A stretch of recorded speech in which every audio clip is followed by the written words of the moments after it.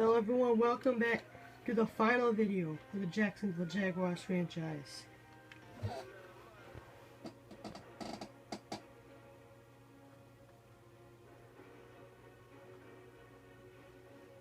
And this is just going to be a video just to show my Super Bowl victory and the stats and the standings and all that good stuff. It's kind of taking a while for the screen to load, but I was just going to say, look at that nice background there, the close-up of a football.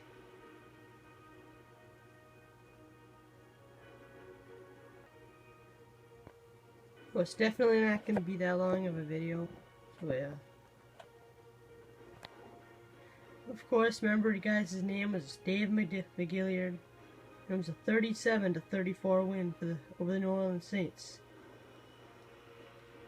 1000 XP left. None of this is important, is it? I don't need to scout, but yeah, that's just the stats for that. There 15,000 XP on there. Contract is extended, but I'm not gonna mess with them. Just gonna keep it right at the screen just to look at in the future. I think we were actually the #1 seed in the NFL, maybe 14-2. Yep, 14-2. Falcons were #2, and yeah. Just gonna scroll. Vikings were 10-5. They were in the playoffs. Just kind of struggling on my Madden 17. Wow, the Packers just barely made a playoff spot. Panthers didn't make it. Steelers, they had kind of a hard season too. Looks like 6-10 season for them. Of course, because they didn't have Tom Brady. They're not the same. I expected that to happen. So we all know that Eric Graves went down and he was out for the entire season, so that kind of was hard for Tyrod Taylor. There's a lot of stuff on his back, a lot of pressure on him. Jonathan Dunn, got hurt. That hurt the defense. Jared Odrick. Yeah.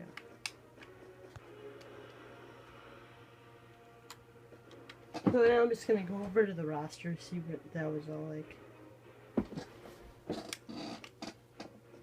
So of course we had Eric Graves, you drafted him.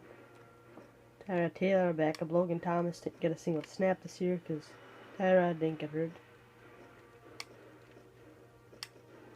But this is really a fun franchise for me to play. I hope you guys enjoyed it. He really improved at the end, Will Jackson there.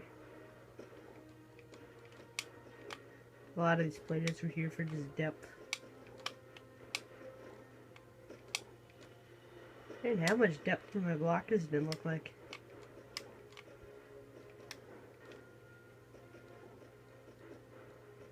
Will Sutton and Lamar Benjamin, they didn't get to play that much.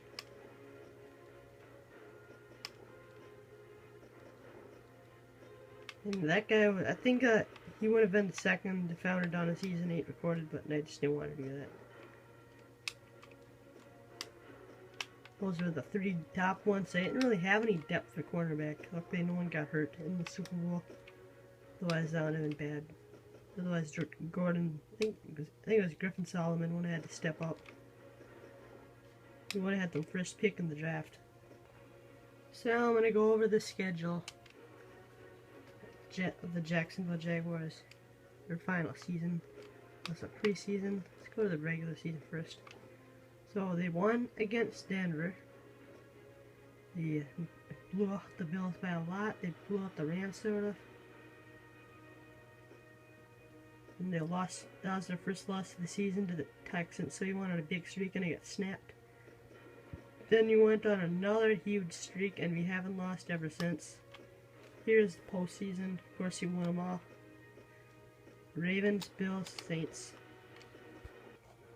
Now I'm just going to go over, we got players of the week. First it was Zach Mahoney, who played in the Super Bowl, BJ Wagner, whoever Ryan is, Johnson, Ty Montgomery, or McDonald. A lot of these QBs I don't really know. Brett Huntley, he started really and got player of the week. That's kind of impressive.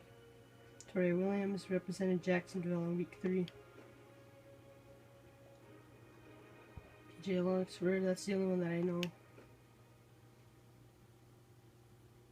I think that might be Chris Bradford, maybe. I think that's who it is.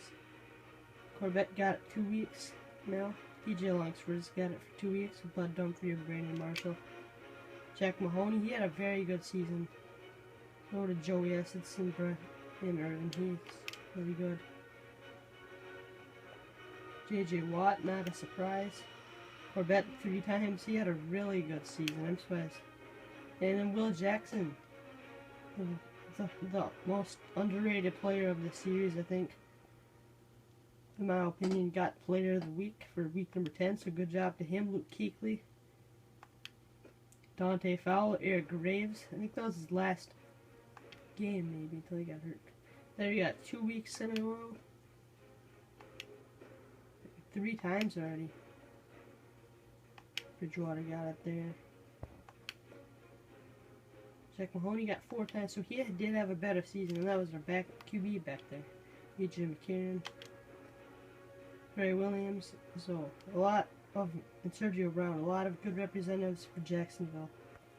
And I don't remember who did get MVP. Eric Graves. Yeah, they all got a lot of Player of the Weeks. I think he should have been number 2, but Le'Veon Bell, he almost got it. Coach of the Year, I think went to Coach McGillard, yes, because he had a very good season.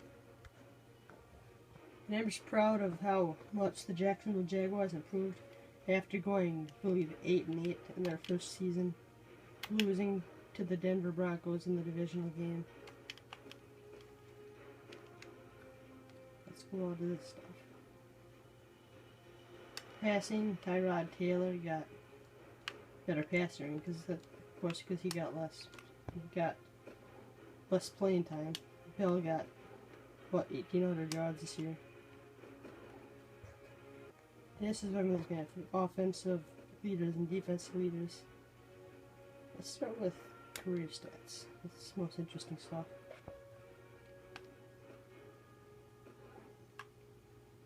So Eric Graves did accomplish more than he did in his career. Tyrod Taylor over him. Le'Veon Bell got 10,000. That's really good for a running back. Luis Thomas got the most yards in a career. Troy Williams, he did really good. Let's say about 2,500 yards for like 2 years. That's really not 2 years. I'd say about 3. Trey Perkins didn't get to play very much. Alvin Smith got 148 solo tackles, 47 assists. And now, let's go to NFL records. Peyton Manning still leads for the most passing yards over Brett Favre. Passing touchdowns goes to Peyton Manning. Emmitt Smith still leads. Le'Veon Bell even almost here. Maybe not. Probably not. Rushing touchdowns, still Emmitt Smith, best running back in NFL history, no doubt. So basically all these legends are still leading over everybody.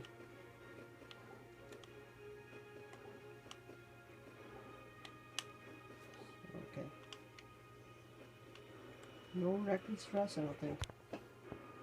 So I can't believe it's over, and Dave McGillard, guess he's not here, but he is saying goodbye from the Jacksonville Jaguars franchise. Thank you guys so much for watching and supporting the series. I know one of them got about 250 views. That was amazing. Thank you guys so much for supporting the series, and I'll see you guys in Madden 17 franchise.